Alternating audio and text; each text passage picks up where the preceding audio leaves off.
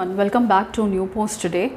And this moment was described today by the Commerce Minister and also our Prime Minister Narendra Modi as a momentous moment and a watershed moment when the Commerce Minister signed the Trade and Economic Partnership Agreement with 4 countries, a bloc of 4 countries, which is called as the EFTA or the European Free Trade Association. It is a group of 4 developed countries, and this is the first time that India is signing a free trade agreement with these 4 developed countries. It is being described as momentous and watershed. 2 very important features of this is that there is a provision for $100 billion investment for coming up to the next 15 years, and also 1 million direct jobs over a 15-year period of time. So this is the reason why it is being described as momentous and watershed. Let's have a quick review of what are the important points and how significant it is for India to actually sign this agreement at this point of time.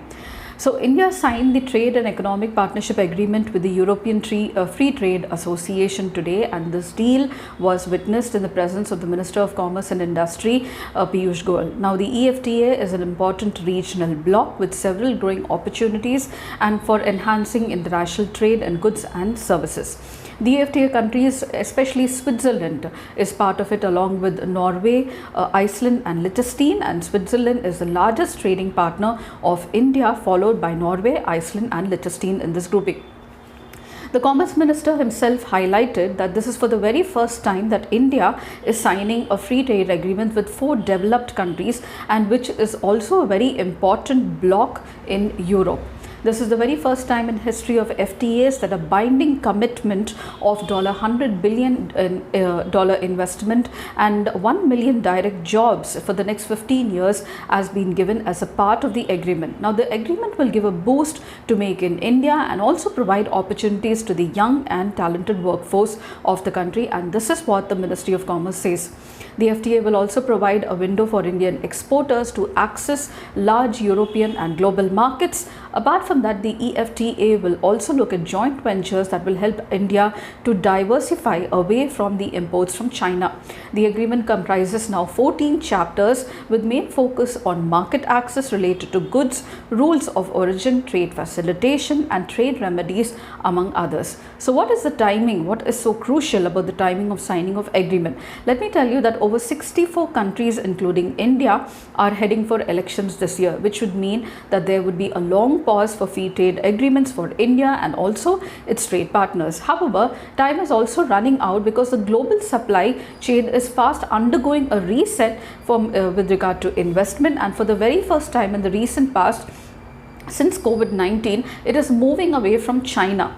Now, while India is seen as a top contender for global investors, but we have other competitors as well, and we should not forget this. So the countries like the Vietnam-led ASEAN grouping and also North American nations like Mexico are emerging as favorable partners, competitors with regard to investment destinations along with India.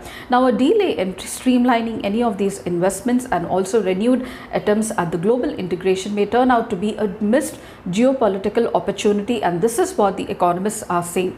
Now, while India EFTA trade deal has been inked, major other deals which India is awaiting to sign with UK and EU are still having the risk of political uncertainty, keeping the elections in mind, and it's only a wait and watch situation for now. So which sectors would actually benefit India with this EFTA? Now, the funds from the EFTA especially are a big source of resource investment for India. Especially Norway has almost a $1.6 trillion sovereign wealth fund, the world's largest such pension fund, which is posted to record a profit of $213 billion in the year 2023 on back of strong returns on the investments and technology stocks, and therefore India is seeking to tap these resources. India could also see an investment flow in pharma, chemical, food processing and engineering sectors as well. The government officials said that the EFTA is looking at joint ventures with India in the above mentioned sectors that will help India to diversify away from the imports of China. And now currently India has a lot of imports from China. If you look, chemical products from China in the financial year 23 itself stood at a massive $20 billion. It imported almost $3.4 billion worth medical and bulk drugs, and we have seen this paucity of drugs when we were at the peak of COVID-19 period. Also $7 billion from China worth bulk drugs are imported by India. There is more demand but less of supply in our very own country, and this is as per the Commerce and Industry Ministry data itself. So what is the other most important sticking point in this trade agreement? The major thing is that Switzerland, which is India's biggest trade partner among the EFTA countries, now decided to eliminate import duties on all the industrial products from all the countries starting from January 1st, 2024. Now the abolition of the tariff on the industrial products like the chemicals, consumer goods, vehicles, clothing is a concern for India, as industrial goods stand for almost 98% of India's exports to Switzerland in 2023. India will face a stiffer competition despite any tariff elimination that would be a part of the deal from other countries, and this is the major concern of India with regard to Switzerland. Also, the think tank Global Research Initiative has said that exporting agriculture products to Switzerland remains challenging due to a complex web of tariffs, quality standards, and also approval requirements. Now, the EFTA has not shown any inclination to make agriculture tariff zero, and this is one of the other major concern for India on most basic agriculture produce. So, why did India actually push for an investment commitment from EFTA deal, which is very new for Indian FTAs. So India, let me tell you, runs a trade deficit with almost all of its trade partners with whomsoever it signed a free trade agreement except with the USA.